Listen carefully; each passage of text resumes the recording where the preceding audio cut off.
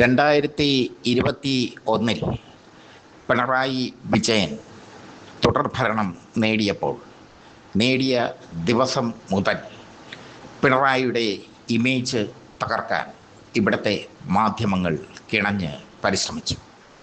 5 വർഷക്കാലം മുഖ്യധാര മാധ്യമങ്ങളെല്ലാം പിണറായിയുടെ ഇമേജ് തകർക്കുന്നതിന് മത്സരിച്ചു. അതിൽ അവർ ഒരു പരിധിവരെ എന്നല്ല, പൂർണ്ണ വിജയം നേടുകയും ചെയ്തു. UDF വലിയ ഭൂരിപക്ഷത്തിൽ അധികാരത്തിൽ വന്നു. വന്നപ്പോൾ VD സതീശൻ മുഖ്യമന്ത്രിയാകുമെന്ന് ഒരിക്കലും പ്രതീക്ഷിച്ചിരുന്നില്ല. ഹൈക്കമാൻഡിനും AICCക്കും താല്പര്യം KC വേണുഗോപാലിനോടാണ്.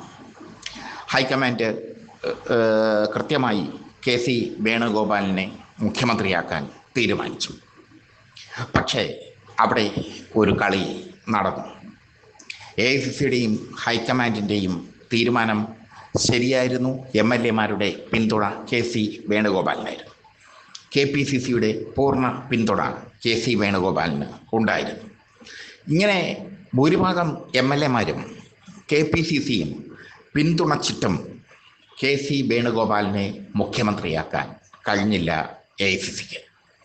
രാഹുൽ ഗാന്ധി KC വേണുഗോപാൽ മുഖ്യമന്ത്രിയാകണമെന്ന് ആഗ്രഹിച്ചിരുന്നു. സോണിയാഗാന്ധിക്ക് താല്പര്യം ഉണ്ടായിരുന്നു. മല്ലികാർജുൻ ഖാർഗെയും പ്രിയങ്ക ഗാന്ധിയും അടക്കമുള്ളവർ ഈ KCക്ക് വേണ്ടി വാദിച്ചു. പക്ഷേ അവർക്ക് മുഖ്യമന്ത്രിയെ പ്രഖ്യാപിക്കാൻ കഴിഞ്ഞില്ല. ഇതിനിടയിൽ കേരളത്തിൽ നാടകീയ രംഗങ്ങൾ അരങ്ങേറും. ആളുകൾ തെരുവിലിറങ്ങുന്നു. സതീശന് വേണ്ടി മുദ്രാവാക്യം വിളിക്കുന്നു. സതീശൻ നാടകീയമായ ദിവസങ്ങൾ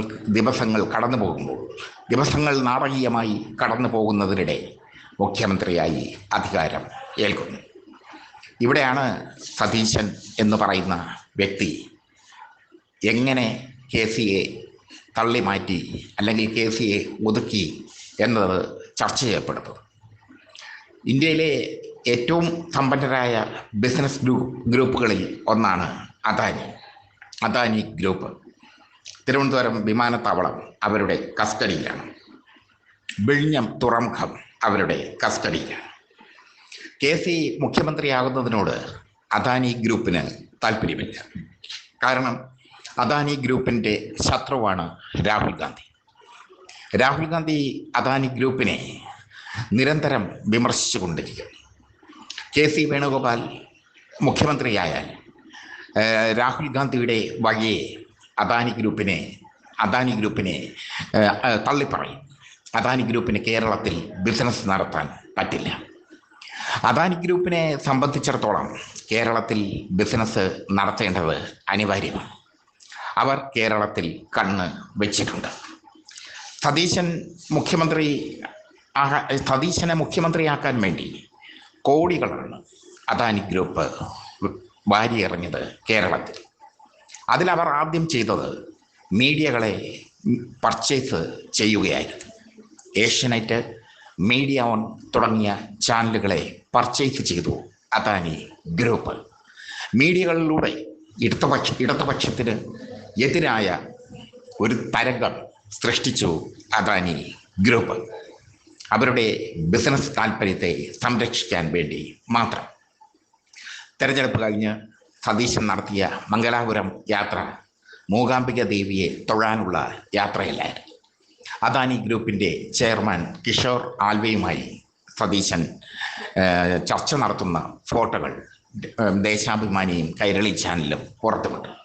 പക്ഷേ മുഖ്യധാര മീഡിയകൾ, ഏഷ്യാനെറ്റ്, മീഡിയ ഓൺ ഒക്കെ ഇത് മറച്ചു വെച്ചു. സതീശന് വേണ്ടി ജനങ്ങളെ തെരുവിലിറങ്ങിയതും അവർക്ക് കൃത്യമായി പണം നൽകിയതും ഒക്കെ അദാനി ഗ്രൂപ്പാണ്. കോൺഗ്രസിൻ്റെ ആഭ്യന്തര കാര്യങ്ങളിൽ ഇടപെടാറില്ലാതിരുന്ന മുസ്ലിം ലീഗ് എന്തുകൊണ്ട് സതീശനെ മുഖ്യമന്ത്രിയാക്കാൻ ശ്രമിച്ചു എന്നുള്ളതിൻ്റെ ഉത്തരവും അദാനി ഗ്രൂപ്പിൽ എത്തി നിൽക്കുന്നു.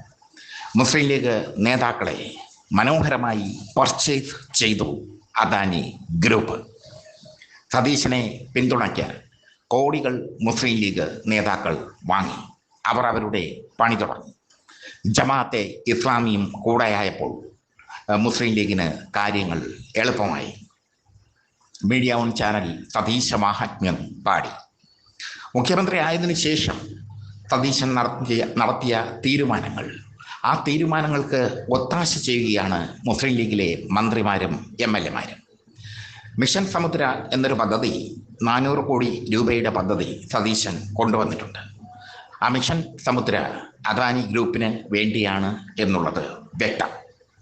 PM ശ്രീ നടപ്പാക്കാൻ സതീശൻ തീരുമാനിച്ചപ്പോൾ ഒരൊറ്റ മുസ്ലിം ലീഗിലെ മന്ത്രിയും എതിർത്തില്ല. കാരണം അവർക്ക് മിണ്ടാട്ടം ഇല്ലാതായി. PM ശ്രീ വലിച്ച് അറബിക്കടലിൽ എറിയുമെന്ന് പറഞ്ഞ KM ഷാജി PM ശ്രീയെ ഉയർത്തിക്കൊണ്ട് നടക്കുന്നു. വിദ്യാഭ്യാസ മന്ത്രി N ഷംസുദ്ദീൻ PM ശ്രീ പദ്ധതി കൊണ്ടുവരുമെന്ന് പറയും. അതിനർത്ഥം മുസ്ലിം ലീഗിനെ അദാനി ഗ്രൂപ്പ് നന്നായി ഹൈജാക്ക് ചെയ്തു. മീഡിയ ഓൺ അടക്കമുള്ള ചാനലുകളെ പർച്ചേസ് ചെയ്തു. വലിയ വലിയ കോർപ്പറേറ്റുകളാണ് ഇപ്പോൾ രാജ്യത്തിൻ്റെ തിരഞ്ഞെടുപ്പ് തീരുമാനിക്കുന്നത്. കോർപ്പറേറ്റുകൾക്ക് അതിൽ ഒരു ലക്ഷ്യമുണ്ട്. അവർ ഫണ്ട് ഇറക്കിയാൽ ആ ഫണ്ട് വെറുതെ ആവില്ല എന്നവർക്ക് ഉറപ്പുണ്ട്. അതിനവർ ആദ്യം വിലക്കെടുക്കുന്നത് മാധ്യമങ്ങളെ ആയിരിക്കും. ഏഷ്യാനെറ്റും മീഡിയ ഒന്നും ഒക്കെ അവർ പർച്ചേസ് ചെയ്ത് നടത്തിയ കളി സതീശന് വേണ്ടിയായിരുന്നു. അതുകൊണ്ട് തന്നെയാണ് ചാർട്ടേഡ് ഫ്ലൈറ്റിൽ സതീശൻ അദാനി ഗ്രൂപ്പിൻ്റെ ചെയർമാനെ കണ്ടതും ബിസിനസ്സുകൾ ഡീൽ ചെയ്തതും. അദാനി ഗ്രൂപ്പിന് ഇനി കേരളം തീറെഴുതി വിൽക്കും സതീശൻ. കാരണം സതീശന് വേണ്ടി അദാനി ഗ്രൂപ്പ് മുടക്കിയത് കോടികളാണ്. ആ കോടികൾ ലീഗ് വാങ്ങിക്കാണണം, ജമാഅത്തെ ഇസ്ലാമിയും വാങ്ങിക്കാണണം. അവരുടെ മീഡിയ ഓൺ ചാനൽ നഷ്ടത്തിലാണ്. നഷ്ടത്തിലായ മീഡിയ ഓൺ ചാനൽ ഇപ്പോഴും നിലനിൽക്കുന്നത് അദാനി ഗ്രൂപ്പിൻ്റെ പണം കൊണ്ടാണ് എന്നത് വ്യക്തമാണ്. അതുകൊണ്ടാണ് ഔട്ട് ഓഫ് ഫോക്കസ് എന്ന പരിപാടിയിലൂടെ പിണറായി വിജയനെതിരെ വിദ്വേഷം പടർത്താൻ മീഡിയ ഓൺ നിരന്തരം ശ്രമിച്ചുകൊണ്ടിരുന്നത്. ചാനലിൻ്റെ റേറ്റിംഗ് കൂട്ടാനുള്ള തന്ത്രമായിരുന്നില്ല അത്, അദാനിയെ തൃപ്തിപ്പെടുത്താനുള്ള തന്ത്രമായിരുന്നു. മീഡിയ ഓണിലെ ഔട്ട് ഓഫ് ഫോക്കസ് എന്ന പരിപാടി യഥാർത്ഥത്തിൽ പിണറായി വിജയൻ്റെ ഇമേജ് തകർക്കാനുള്ള പരിപാടിയായിരുന്നു. എന്തായാലും അദാനി ഈ കളിയിൽ ജയിച്ചിരിക്കും. KC ആണ് മുഖ്യമന്ത്രി ആയിരുന്നെങ്കിൽ അദാനി ഗ്രൂപ്പിൻ്റെ ഒരു കളിയും ഇവിടെ നടക്കുമായിരുന്നില്ല. കാരണം രാഹുൽ ഗാന്ധിക്ക് ഇഷ്ടമല്ലാത്തതൊന്നും KCക്ക് ഇഷ്ടമല്ല. KC അദാനി ഗ്രൂപ്പിനെ തള്ളിപ്പറയുന്ന നേതാവാണ്. രാഹുൽ ഗാന്ധിയെ പിന്തുണച്ച് അദാനി ഗ്രൂപ്പിനെ തള്ളിപ്പറയുന്ന നേതാവാണ്. അതേസമയം സതീശൻ അദാനി ഗ്രൂപ്പിൻ്റെ അടിമയാണ്. സതീശൻ അങ്ങനെയാണ് KCയെയും RCയെയും വെട്ടി മുഖ്യമന്ത്രി ആയത്. അതിന് അദാനി ഗ്രൂപ്പ് ഒഴുക്കിയത് കോടികൾ.